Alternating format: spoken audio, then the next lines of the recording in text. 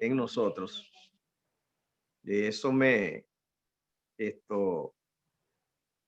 impacta, ¿verdad? Muchas cosas como ideas de la gente. Recuerdo muy bien cuando allí en Nueva York, siendo pastor de una iglesia ahí en la comunidad de los judíos, ortodoxos, de los Hasidim, y ellos querían comprar un lote que ya había ahí de tierra de la iglesia. Y entonces fueron allí para hablar de tierra. Y yo aproveché que vino el judío y comencé a hablarle del Mesías. Lo primero que el judío me dijo a mí, me hizo saber de que qué hacía yo metido en intereses judíos. Y eso es lo primero que le sorprendió. Pues yo le dije, nosotros guardamos el sábado. Y dice, la pregunta que él hacía era más o menos, ¿y qué ustedes hacen en eso? Ustedes son gentiles, ¿qué hacen con el sábado? Eso es nuestro. Entonces yo lo llevé a Isaías, lo llevé ahí a la Biblia donde Dios le dijo a Abraham, en ti será bendita todas las naciones de la tierra. Y él no había visto eso. Digo, no, la bendición de Abraham son ustedes, pero allí dice que sean todas las naciones de la tierra, y la nación allí en ese lugar de la Biblia quiere decir gentiles. Y él lo vio. Entonces, así que ya entendió el plan, porque yo estaba metido en eso, de que todas las naciones. Pero luego entonces él me dice, bueno, estamos esperando al Mesías. Y yo le convencí con su Biblia en las 70 semanas que el Mesías que nosotros decíamos era el correcto. Y uno de ellos era porque Dios le dio la tierra para siempre y ya la perdieron. Luego le dio el templo para siempre y fue quemado. Eso lo alarmó y lo creyó. Entonces de ahí pasó a decir, sabemos que el Mesías no ha venido, porque el Mesías cuando venga establecerá la paz en la tierra. Y será simplemente, la tierra será llena de su gloria y la paz será establecida. Y él me dijo, y no lo tenemos eso, no lo hay. Así que él con desesperación, en forma dramática, me repetía, ya que yo le había presentado unos puntos así tan contundentes. A él se sentía muy molesto porque yo, que no era judío, pudiera saber tanto y probárselo. Eso lo sacudía, lo descontrolaba. Él no podía pensar que sus maestros no lo supieran y que lo supiera otro. Eso lo ponía en una situación a él desesperante. Pero cuando ya está pensando y diciendo si el Mesías ha venido, sabemos que no, porque era claro, sabríamos cuándo viene, porque se establece la paz en la tierra. Eso me hace recordar, él no sabía que no es algo que viene desde afuera como el sol que está ya alumbrando y va a inundar de agua como el diluvio. Es algo que es en individuos a donde iba a pasar, y si la gente no lo acepta. Correcto.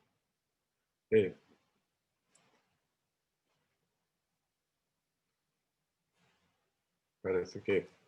Yo creo que se le puso el mudo, Pastor Ureña, no, se ve su micrófono abierto, tal vez se congeló. Sí, Ya, sí, lo podemos escuchar otra vez, Pastor. ¿Perdón?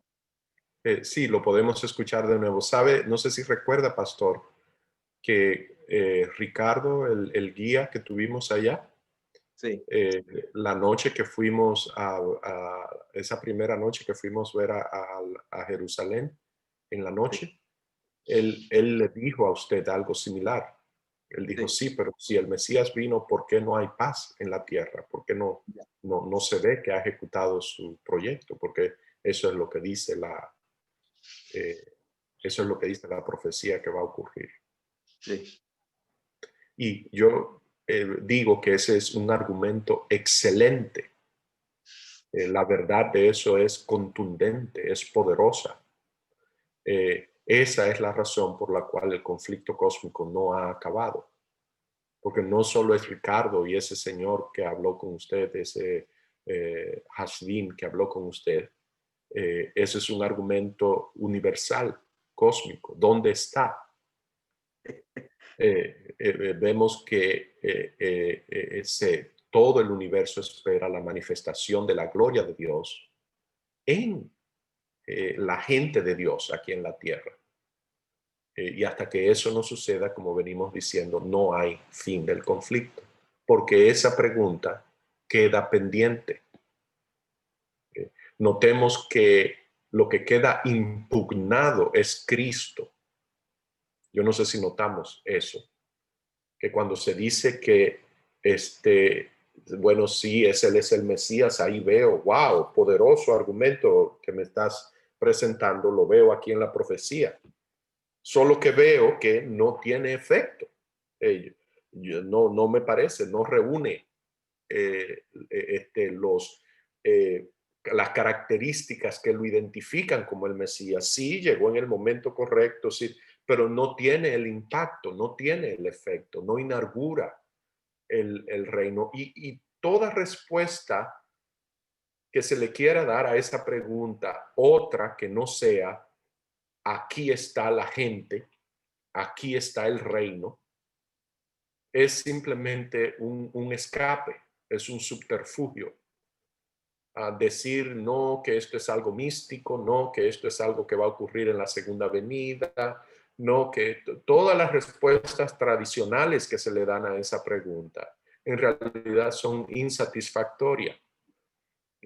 El argumento que eliminaría y elimina a esa pregunta es, aquí está. O sea, aquí estoy. Aquí está tu Dios. Eso es lo que leímos en palabras de guía del gran maestro, la profecía de Isaías 40, 9 y 10. Tiene que ocurrir eso. Es lo que proclama la voz que tiene el poder, que se levanta y dice, es la voz que dice, ved aquí tu Dios, aquí está. O sea, lo que hay, el argumento incontestable es, aquí está, aquí te lo traigo. ¿Tú quieres la evidencia de eso? Aquí está, aquí estoy yo, que se vea ese reino de Dios en un pueblo. Los vendedores de metales preciosos y de Sí, artículos caros trabajan así. sí. Sorprenden a la gente, lo congelan enseñándole un lingote de oro Ajá. o un reloj de $1.000.000 con diamantes. No estamos cerca de eso porque hay tinieblas en la tierra. Ocurre que dentro de el, ¿cómo se llama esto? Del corazón del cristianismo, de lo más puro del cristianismo, la pieza que se está ofreciendo ahora es que cuando Cristo aparezca en las nubes, entonces allí despoja de maldad y de corrupción a sus hijos, que antes no se puede, que no hay un evangelio que logra esas cosas. Esa es la pieza que estamos ahora recibiendo, aún dentro de nuestro sistema. De pecar, eso no se consigue. Nadie deja de pecar. Quien quita eso es cuando Cristo aparece. Entonces, ¿qué va a pasar con la humanidad que necesita prepararse para la venida de Cristo si tiene que ver aquí a Dios? Otra cosa que se está diciendo es que ya se cree que el evangelio casi está terminando debido a que con las redes sociales esto está llegando la verdad al mundo entero. Ese es un argumento lamentable y pobre. Ahora mismo hay, solo sobre la Biblia nada más, 53,000 posiciones diferentes en las redes sociales. Pero no solamente esa gente cree en Dios, porque los musulmanes creen en el mismo Dios que nosotros, Alá es Jehová. Y ellos son 1.500 millones. Es decir, creer que la humanidad tiene ahora una buena verdad con las redes sociales, esto es lamentable. Allí lo que hay es un caos. Hay otra cosa también que la gente cree, y es que Cristo, el Cristo occidental, es superior a los dioses orientales. Incluso creen que el Cristo bíblico es superior a Mahoma. Creen eso. Eso da pena. Todas las guerras, hasta donde la historia registra para atrás, y las más violentas y las persecuciones y las más grandes crímenes lo ha hecho el cristianismo occidental. El engaño más grande que el mundo puede recordar desde los últimos 2000 años lo hace la iglesia cristiana occidental.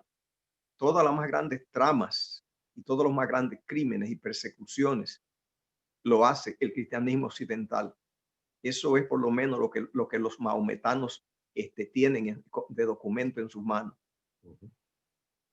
Que desde la antigüedad y reciente, ahora mismo, el Vaticano, por ejemplo, los judíos saben muy bien qué pasó con el Vaticano, que el cristianismo occidental y el holocausto, ellos no tienen mucha. Nosotros creemos, ¿qué le pasa al judío? ¿Qué duro es? ¿Cómo es que oyendo tanto de Cristo y no lo vemos que coopera? ¿Cuán duros son? ¿Será que los judíos han recibido del cristianismo cosa creíble, cosa aceptable?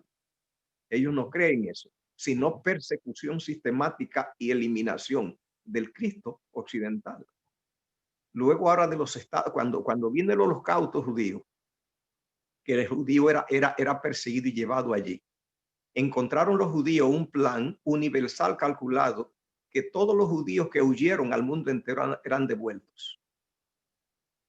Y ellos lo tienen registrado. ¿Cuántos judíos huyeron a América y no se les permitió aterrizar, sino devuelto otra vez al fuego? Ellos todos lo tienen registrado. O sea, ¿será que el cristiano occidental bíblico se atreve a ofrecer algo al mundo y creer que se le ha ofrecido algo? Bueno, se le ha ofrecido solo crimen. Todas las guerras se han calculado y todas se ejecutan, y la Primera y la Segunda Guerra Mundial. El ateísmo de Rusia, la revolución bolchevique, todo eso es un proyecto del cristianismo occidental. Si creer que el cristianismo occidental tiene algo que ofrecer al mundo es muy, muy doloroso. Estados Unidos, que ya no es el papado, sino que es ahora el cristianismo bíblico, simplemente aquí es quien manejará todos los engaños, los tramas, las sanciones, las guerras, los engaños, los crímenes del mundo. Y todo eso es lo que el cristianismo occidental, el Cristo bíblico occidental está ofreciendo al mundo. O sea, tenemos que quedar claro para que no nos engañemos con la idea de que hoy el mundo está lleno de mucha luz, de mucha verdad. Que el cristianismo que tenemos de la Biblia ha dado mucho al mundo. Eso es para morirse de la risa o del llanto. No olvidar nunca que el proceso cuando Apocalipsis 12 dice, por ejemplo, que entonces el dragón se llenó de ira contra la mujer y se fue a hacer guerra contra el resto de la descendencia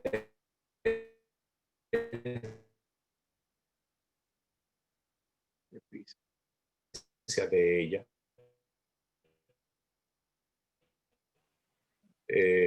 Elipsis o puntos que tenemos que ver más adelante. Si fracasó en esta primera línea de ataque, ¿cómo le va a ir con esa segunda? Porque ese es el último versículo del capítulo 12 y vemos que se va a hacer la guerra. Y la siguiente visión que tenemos es que vemos a la iglesia sentada sobre el dragón. Así que tenemos que ver qué ocurre en el intervalo, aquello que habla, que hemos mencionado, que habla el apóstol Pablo en 2 Tesalonicenses 2, que entra al templo de Dios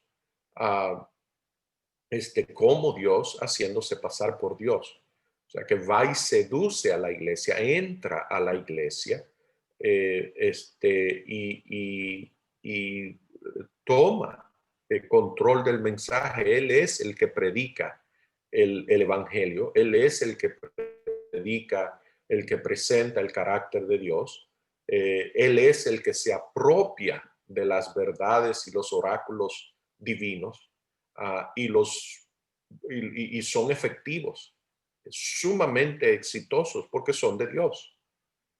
Y los presenta al mundo, que la hegemonía de las naciones cristianas, el poder que han adquirido, que controlan el mundo, proviene precisamente porque tiempos lo están haciendo para promover una agenda satánica. Es la agenda del dragón. Y esa tergiversación del carácter de Dios es la fuente de la densa oscuridad. Porque si el que debía de ser luz, que es la iglesia cristiana, está promoviendo el evangelio, ese evangelio satánico, entonces ciertamente es densa la oscuridad. Y el único remedio para esto, la única estrategia que funciona es el carácter de Dios implantado en su iglesia. Es ese movimiento que está simbolizado por el ángel de Apocalipsis 18:1. Amén.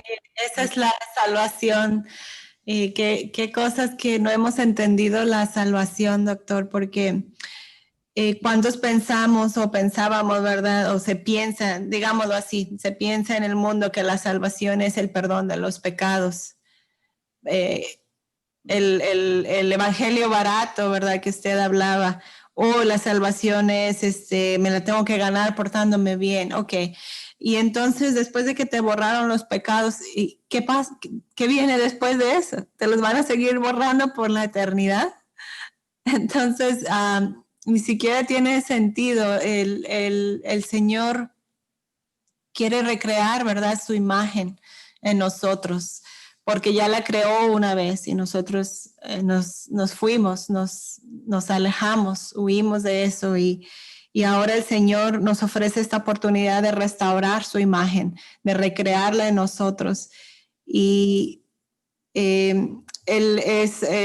volvemos a lo mismo de donde uno tome en la Biblia. Leíamos esta mañana en el grupito pequeño, Almita nos decía tantos mensajes en la palabra de Dios de diferentes formas, diferentes parábolas, diferentes enseñanzas, y todo viene a lo mismo, a que el Señor quiere transformarnos hoy, aquí y ahora, a su imagen y semejanza. Y es muy triste. Anoche estaba leyendo cómo cayeron los visigodos, los ostrogodos y los vándalos, de donde se levanta el poder papal, y cómo fue que fueron atacados en la guerra, ¿verdad? Y destruidos totalmente por cuestiones, lo que describió ahorita el pastor Ureña. Yo estaba viendo un pedacito anoche de eso. Ellos creían en el arrianismo y los destruyeron totalmente por sus creencias religiosas, el mundo occidental, como estaba hablando el pastor. Y solamente vi ese pedacito de cómo tanta destrucción de la idea del Cristo occidental que tenemos, y por qué nos preguntamos por qué esas naciones del este han rechazado al cristianismo. Todavía nos preguntamos cuando la iglesia como institución no ha hecho otra cosa más que hacerles la guerra. Entonces, cada uno de nosotros entonces somos esa antorcha de luz para revelar el verdadero carácter de nuestro Dios. Y tenemos que entender que ese no es solamente la realidad, la verdad histórica, Lili, como tú dices. Tenemos que entender que ese es el único proyecto que hay para esa gente. De hecho, es el único proyecto que hay para el mundo, porque es que el enemigo opera a través de fuerza y violencia. Es a través de la coerción. Y ese es el proyecto que hay para el mundo. Ese es el proyecto que tiene la iglesia cristiana para el mundo. Perdón, adelante, Agus. Sí, buenos días a todos. También vemos la respuesta de Jesús bien clara, que cuando le preguntan, y la mujer samaritana, ¿no? Que dice, bueno, Señor, sabemos que cuando el Cristo venga, Él va a restaurar todas las cosas, ¿verdad? Y que iba a venir Elías delante de Él y iba a enmendar todo. Y Jesús le dijo, la verdad les digo que Elías ya vino, pero hicieron con él todo lo que quisieron. Y yo ya vine también. Entonces vemos que Jesús necesita restaurarte a ti y a mí.